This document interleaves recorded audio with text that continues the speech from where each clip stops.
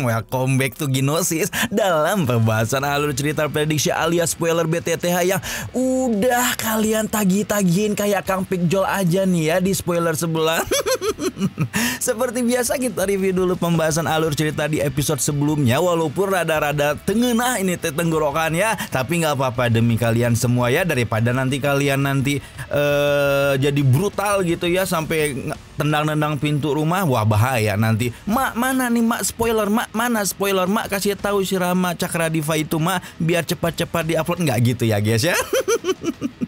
Nah, di mana Shoyan telah menyelamatkan Kanjeng mendesak dari ancaman yang dibawa oleh Huang Tian dan Phoenix Iblis Surga. Namun ternyata Shoyan masih belum bisa mengalahkan Huang Tian sepenuhnya dan hampir saja menghabiskan seluruh tenaganya untuk menciptakan teratai api pemusnahan sebelum tiba-tiba Kanjeng keluar dari retreat sebagai piton penelan surga 9 warna dengan kekuatan yang melejit di ranah doseng bintang 4. Dengan bantuan jiwa-jiwa piton penelan surga yang dia temukan di dasar danau, Medusa mampu mengalahkan Huang Tian. Namun sayang kemenangannya melawan Huang Tian tidak cukup membuat mereka lega, karena setelahnya si ketua suku Phoenix Iblis Surga mengabarkan bahwa Pulau Naga Timur dan Kaisar Naga Void mereka alias Jian berada dalam bahaya. Waduh, gimana atuh cerita selanjutnya? Tanpa lama-lama mari kita ucapkan kata kuncinya.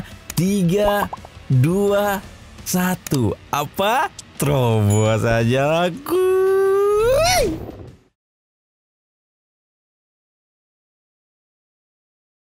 Ekspresi Shoyan menjadi sangat suram ketika mendengar perkataan Huang Tian dan segera melihat segel naga di telapak tangannya yang secara bertahap semakin redup. Hati Shoyan menjadi semakin dingin ketika melihat ini dan tanpa banyak babi bu segera merobek ruang kosong ketika mengajak Medusa untuk bergegas ikut ke dalam terowongan spasial setelah sebelumnya mengingatkan Huang Tian bahwa suku Phoenix Iblis Surga akan hancur kalau terjadi sesuatu yang buruk kepada Jian. Tanpa mempedulikan Huang Tian maupun Phoenix Iblis Surga lagi, Shoyan dan Medusa berubah menjadi dua lampu terang yang melintas dengan kecepatan tinggi dalam kehampaan menuju ke alam kekosongan di mana pulau-pulau naga berada dalam perasaan kalur karena harus Shoyan akui dia terlalu meremehkan kerumitan masalah suku naga poni kuno.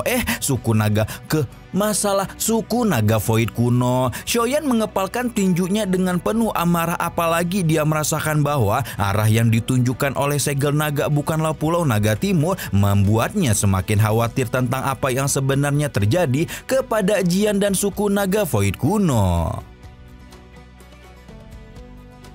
Sementara itu cahaya darah melonjak di alam naga void dan bau darah bisa dengan jelas dicium bahkan dari jarak 10.000 kaki. Sumber dari cahaya dan aroma darah itu adalah sebuah pulau besar di tengah alam kosong dan banyak tetua Pulau Naga Timur yang melayang mengelilingi pulau tersebut dengan ekspresi suram sekaligus marah. Para tetua ini benar-benar tidak habis pikir adalah mereka melihat tabir berdarah yang menyelimuti pulau itu sebenar-benarnya adalah formasi transformasi naga iblis yang merupakan teknik terlarang suku naga void kuno dan sudah dihancurkan sejak ribuan tahun lalu. Setelah formasi dibentuk, semua orang yang berada di alamnya akan diubah menjadi genangan darah dan diserap kekuatannya oleh orang-orang yang berada di tengah formasi.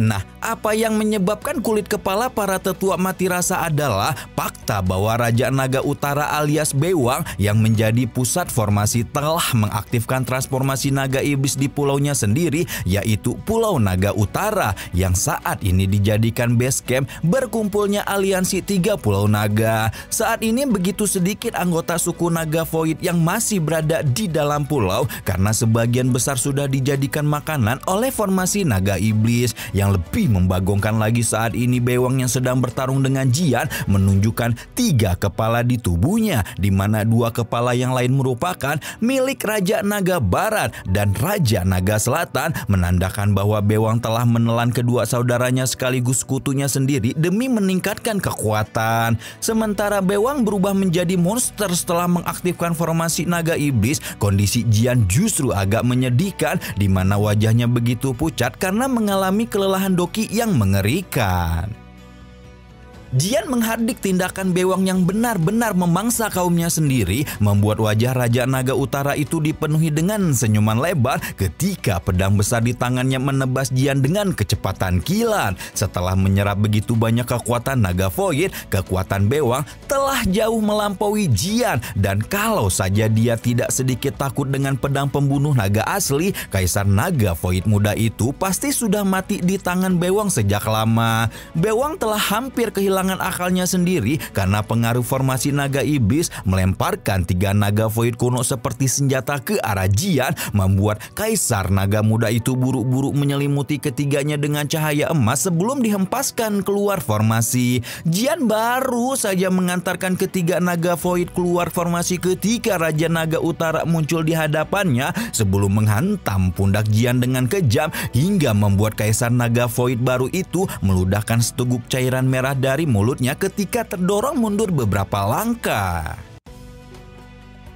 Bewang tertawa aneh ketika aura Jian benar-benar telah menjadi sangat lemah dan bersiap untuk menghabisi gadis itu demi memegang title sebagai Kaisar Naga Void. Namun ketika serangan Bewang hampir saja mengenai Jian, gelombang api merah muda tiba-tiba muncul dari kepala Jian membuat tangan Naga Utara itu langsung berhenti sebelum kemudian meminta Shoyan untuk menunjukkan diri dengan marah. Ruang di samping Jian berfluktuasi ketika 2 sosok perlahan muncul di depan mata semua orang, membuat para anggota Naga Void terutama Pulau Naga Timur menggaungkan tangisan gembira. Bewang tampak kesal menyadari bahwa Huang Tian ternyata tidak bisa menahan Shoyan dalam waktu lama, namun berhubung formasi naga iblis telah terbentuk, Raja Naga Utara itu sudah merasa di atas angin dan bisa mengalahkan siapapun.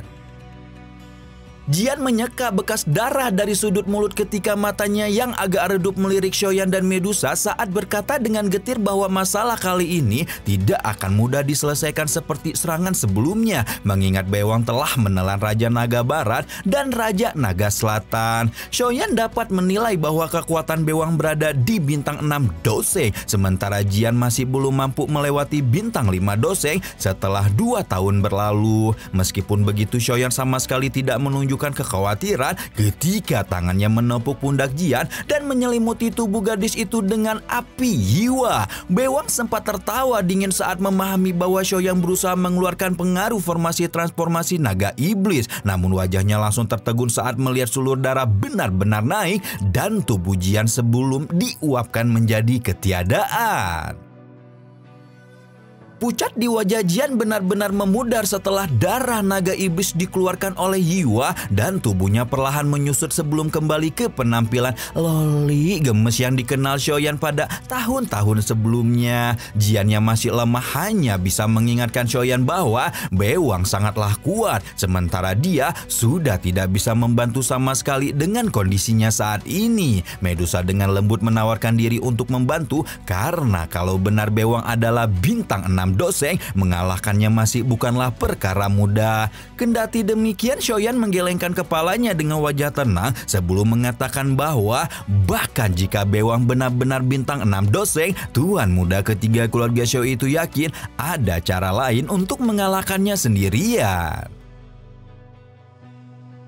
Medusa tidak mengatakan apa-apa lagi ketika membawa Jian keluar dari formasi, sementara Bewang tidak berusaha menghentikannya karena saat ini insting buasnya benar-benar bernafsu untuk menelan Shoyan yang aromanya bahkan lebih nikmat daripada Jian. Mata Raja Naga Utara berkedip saat melangkah maju dan muncul tidak jauh di depan Shoyan dengan pedang merah darah besar yang terayun dengan kejam. Shoyan mengaktifkan telapak tangan musim semi kuning, namun teknik Do kelas Tian itu masih belum dapat melakukan apapun kepada Bewang dan membuat para sesepuh Pulau Naga Timur menjadi sedikit cemas. Ekspresi serius melintas di mata Shoyan saat dia menekan darah naga Phoenix yang agak bergolak di dalam tubuhnya sebelum tiba-tiba tangannya dengan cepat membentuk segel asing dan membuat bayi Iwa yang sebelumnya tertidur langsung membuka matanya untuk membentuk segel yang sama dengan Shoyan. Teratai api kecil di mata Shoyan mulai berputar liar setelah Shoyan dan Iwa membentuk segel yang sama sebelum kemudian aura mengerikan seperti pemusnah menyapu keluar sebagai wujud aktivasi teknik tubuh api pemusnahan yang merupakan bentuk penggabungan tubuh fisik manusia dengan api surgawinya. Ini adalah pertama kalinya Shoyan menggunakan tubuh api pemusnahan, dan dengan begitu banyak konsumsi Doki, kemungkinan dengan kekuatan Shoyan saat ini, dia tidak akan bisa menggunakan tubuh api lebih dari 1 menit. Raja Naga Utara menyipitkan mata merahnya saat Shoyan benar-benar membuatnya merasakan bahaya sebelum kemudian mengaktifkan teknik naga darah pelahap langit. Semakin banyak naga void kuno dalam Pulau Naga Utara yang diledakkan menjadi darah, membuat Medusa yang sudah berusaha sekuat tenaga mengeluarkan banyak naga dari dalam formasi segera meledakkan cahaya 9 warna di tubuhnya untuk membuat penyelamatan menjadi lebih cepat. Apapun trik yang berusaha dilakukan oleh Shoyan dan Medusa, Bewang saat ini merasa bahwa dia tidak terkalahkan sebelum kemudian melepaskan cahaya darah setinggi 10.000 kaki yang membuat Jian buru-buru memperingatkan Shoyan untuk berhati-hati. Bewang pun sudah jumawa ketika menyarankan Shoyan untuk menyerah saja dan menjadi pengikutnya, membuat Shoyan membuka matanya yang berubah menjadi kristal teratai ketika tubuhnya benar-benar berubah menjadi api surgawi, di mana dengan kekuatan yang dimiliki oleh api teratai pemunian iblis, Shoyan saat ini bahkan memiliki kekuatan untuk membakar gunung dan merebus laut hanya dengan mengangkat tangannya. Yang membagongkan adalah belum pernah ada satu orang pun yang mencoba keterampilan ini, mengartikan bahwa Shoyan adalah satu-satunya orang yang mampu melakukannya. Sebuah bola api diludahkan dari mulut Shoyan melesat lurus ke arah cahaya darah Bewang sebelum kemudian menghancurkan cahaya darah tersebut hanya dengan satu sentuhan. Mata Bewang dipenuhi dengan ketidakpercayaan saat melihat bagaimana cahaya darahnya telah dihancurkan. Namun saat ini dia sudah tidak punya sekutu, dan kalau sampai dikalahkan oleh Shoyan, maka sudah jelas tidak akan ada kesempatan lain baginya untuk membalikan keadaan. Karena itulah Bewang mengumpulkan semua kekuatannya yang tersisa pada sebuah manik darah yang sebenar-benarnya merupakan manik jiwa naga berisi jiwa-jiwa naga void yang sudah dia habisi dengan kejam. Sosok kecil Jian gemetar ketika menahan niat membunuh di hatinya, melihat bagaimana Bewang bahkan tidak melepaskan jiwa naga void yang sudah direnggut kehidupannya. Namun Bewang tampak tidak peduli dengan amukan Jian ketika mata merahnya terus menatap Shoyan yang bertabrakan dengan manik darah. Senyum kejam dan buas segera terangkat di wajah Bewang ketika berpikir bahwa tidak ada lagi orang yang menghalanginya. Namun baru saja tawa naga utara terdengar, ekspresinya berubah ketika melihat aura berdarah yang terkandung dalam manik dengan cepat dimurnikan oleh Shoyan. Dan ketika itulah Bewang sadar bahwa pemuda di hadapannya ini telah menyempurnakan api teratai pemunian iblis yang konon katanya memang bisa memurnikan segalanya.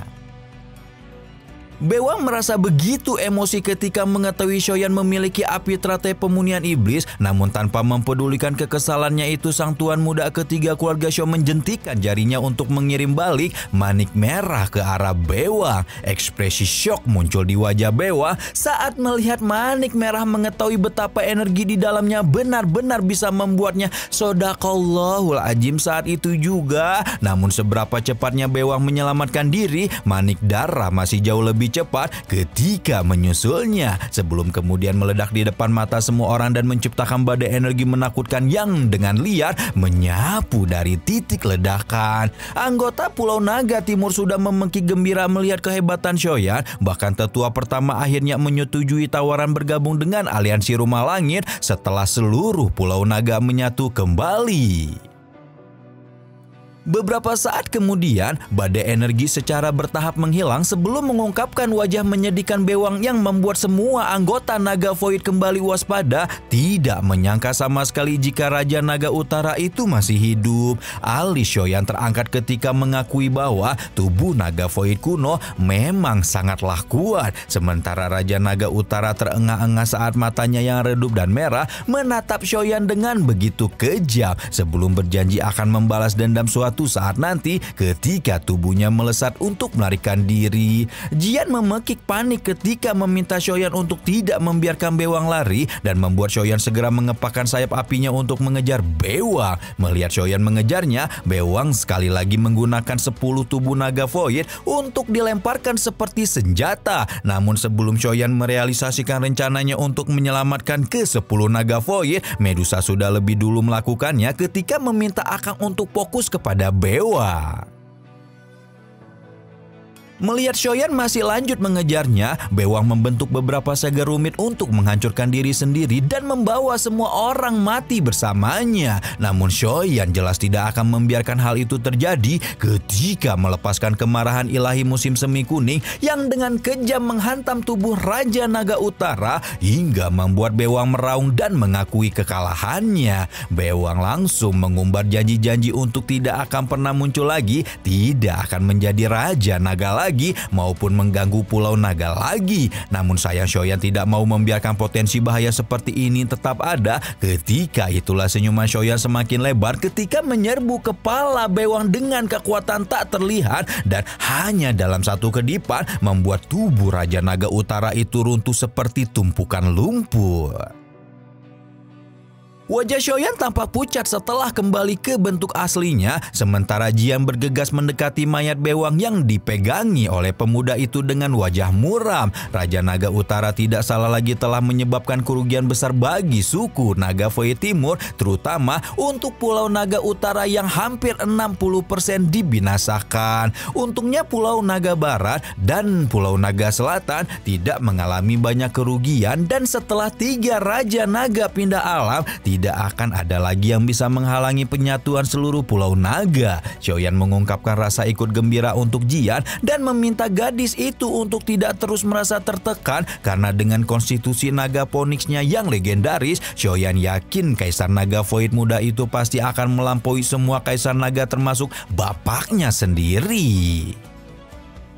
Senyuman muncul di wajah Jian ketika mengungkapkan terima kasih untuk bantuan Shoyan dan Teteh Mendesha, membuat Shoyan segera tertawa dan menggelengkan kepalanya ketika meminta Jian untuk tidak bersikap sopan, sebaliknya memberinya izin untuk menyempurnakan mayat bewang sebagai boneka. Jian berkata bahwa seharusnya tubuh naga Void kuno dikuburkan di makam naga, namun Kaisar Naga muda itu segera merajut alisnya ketika melihat wajah memelas Shoyan dan akhirnya menghela napas ketika menyetujui permintaan Shoyan.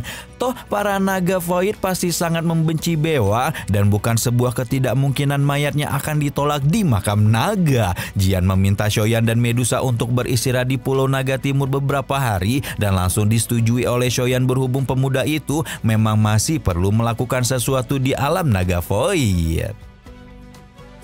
Setelah 3 Raja Naga besar terbunuh, suku Naga Void kuno yang telah berurusan dengan perselisihan internal selama ribuan tahun akhirnya mulai menyatu dan tidak ada lagi anggota Pulau Naga lain yang mengemukakan keberatan dengan gelar Kaisar Naga Jian. Dan karena kebencian yang begitu mendalam pada Raja Naga Utara, penyatuan 4 Pulau Naga secara tak terduga berjalan mulus-mulus sehingga mulai saat ini suku Naga Void kuno akhirnya bisa dianggap bersatu kembali. Sementara suku Naga Void kuno sangat sibuk dengan proses penyatuan, Shoyan telah beristirahat selama beberapa hari untuk mengembalikan kekuatan ke puncaknya karena dia harus segera menjalani retreat untuk memperbaiki mayat Raja Naga Utara sebagai boneka. Shoyan sangat antusias dalam proses perbaikan ini, mengingat bahwa tubuh seorang Naga Void akan jauh lebih kuat daripada tubuh biasa, sehingga bewang pun merupakan bintang 6 doseng yang lebih kuat dibanding bintang 6 doseng pada umumnya. Setelah memverifikasi bahwa semua bahan yang dibutuhkan telah tersedia tanpa membuang waktu sedikit pun, Shoyan segera melemparkan tubuh bewang ke dalam kuali api dan demikian proses penyempurnaan boneka kelas doseng pun resmi dimulai. Sementara Shoyan fokus pada pemunihan tubuh bewang, 10 hari berlalu dalam sekejap mata ketika tiba-tiba saja sepasang mata merah Raja Naga Utara terbuka dan tawanya yang menyeramkan menggema ketika menghancurkan kuali api Shoyan sebelum berusaha untuk melarikan diri. Angin tajam yang menakutkan dan tinju seperti logam bewang seperti sabit dewa kematian ketika tanpa ampun ditembakkan ke arah kepala Shoyan. Nah, yang bingung nih, ceritanya Shoyan ini telah meninggalkan setitik fragmen jiwa bewang di dalam tubuh fisiknya. Karena bagaimanapun fragmen jiwa itu mewarisi pengalaman tempur sang Raja Naga Utara yang luar biasa. Nah, ternyata fragmen jiwa ini berusaha untuk melarikan diri setelah Shoyan memperbaiki tubuhnya. Untungnya Shoyan udah sampai bosen main-main dengan tubuh spiritual dan akhirnya tetap dapat meredam pemberontakan fragmen jiwa bewang dengan kekuatan pemurnian jiwa. Gitu ya guys ya, hanya dalam beberapa menit saja jiwa bewang telah dimurnikan sebelum secara bertahap memasuki kepala Raja Naga Utara dan membuat mata hampa boneka secara bertahap menampakkan kilau emas yang dingin. Shoyan senang melihat boneka barunya, namun belum begitu puas karena dia tidak bisa meningkatkan kekuatan boneka dengan api surgawi. Satu-satunya hal yang bisa meningkatkan kekuatan boneka adalah petir. Dan oleh karena itulah Shoyan berencana untuk pergi ke kolam petir void untuk meningkatkan kekuatan bewang sampai ke batasnya. Shoyan tidak membuang banyak waktu ketika memimpin bewang ke kolam petir setelah sebelumnya menjelaskan situasi secara singkat kepada Hanjeng. Shoyan tampak jauh lebih santai dibanding sebelumnya ketika masuk ke dalam area kolam dan akhirnya mencapai bagian terdalam dalam waktu kurang dari 10 menit. Shoyan melihat petir iblis hitam yang dahulu membuat Mang Tianci lari tunggang langgang sebelum kemudian melebarkan senyumannya berpikir semenakutkan apa kekuatan bewang kalau menyerap petir-petir hitam ini. Setelah mengamati situasi dan kondisi beberapa lama, Shoyan pun memberikan perintah untuk bewang memasuki kolam dan tanpa ragu Raja Utara masuk ke area terdalam kolam petir ketika melepaskan kekuatan hisap aneh setelah petir iblis hitam menyentuh lengannya. Energi dari petir hitam iblis itu benar-benar berhasil menyatu dengan tubuh bewang meskipun sempat mengalami beberapa kali benturan hingga membuat kekuatan bewang yang sejak awal sudah menakutkan menjadi jauh lebih menakutkan lagi. Dan menurut Shoyan, kekuatan Raja Utara akan meningkat ke bintang 6 doseng dalam waktu setengah bulan. Nah, sementara Shoyan fokus kepada bewang, tiba-tiba saja nyala api merah muda di tubuhnya menggeliat sebelum kemudian menelan petir-petir hitam di dalam kolam dengan kekuatan pelahap yang didapatkan Yiwa dari benih api pelahap kekosongan. Bayi api merah muda itu melesat keluar dari kedua alis Shoyan ketika beberapa busur petir hitam melintas di atas tubuh Yiwa setelah dia menelan selusin untayan petir iblis hitam. Shoyan merasakan tubuhnya mati rasa setelah menelan petir hitam, namun setelah sepenuhnya bergabung, tuan muda ketiga keluarga Xiao itu merasakan kekuatannya meningkat yang membuatnya segera menjilat bibirnya dengan agak rakus berpikir untuk menelan sebanyak mungkin petir hitam dengan bantuan Yiwa. Ada dua keberadaan seperti pusaran air di dalam lautan petir hitam yang terhempas dari seberapa ganasnya petir iblis hitam. Dua sosok yang tidak lain adalah Shoyan dan bewang itu seperti lubang tanpa dasar yang terus menelan petir hitam dengan rakus. Waktu berlalu dengan cepat dan setelah sebulan lamanya Shoyan melakukan retreat di dalam kolam petir void. Setelah menyerap begitu banyak petir iblis hitam, tubuh bewang dipenuhi dengan cahaya hitam aneh seperti lapisan baju besi yang menyelimuti tubuh. Dengan mendapatkan limpahan energi petir hitam, sekarang bewang sudah benar-benar menjajarkan diri dengan elit bintang 6 doseng. Tidak hanya bewang yang meningkatkan kekuatan, Shoyan yang sudah menelan petir iblis hitam tak terhitung jumlahnya juga secara resmi telah menyandang gelar sebagai bintang 5 doseng tingkat menengah. Meskipun Shoyan sedikit tidak puas karena berharap bisa mencapai tingkat lanjut dari bintang kelima, tuan muda ketiga keluarga Xiao itu masih merasa senang melihat kondisi bewang dan juga Yiwa yang secara samar-samar dapat Shoyan rasakan telah sedikit berubah. Shoyan baru saja ingin membawa bewang pergi dari kolam dan kembali ke Pulau Naga ketika tiba-tiba saja matanya yang pekat melihat seekor naga besar berwarna emas di tengah kolam petir, di mana naga emas itu tidak lain dan tidak bukan adalah petir 9 emas misterius yang hanya dapat ditarik oleh pil emas tingkat 9 yang merupakan pil obat tingkat 9 tertinggi yang pernah ada di dunia.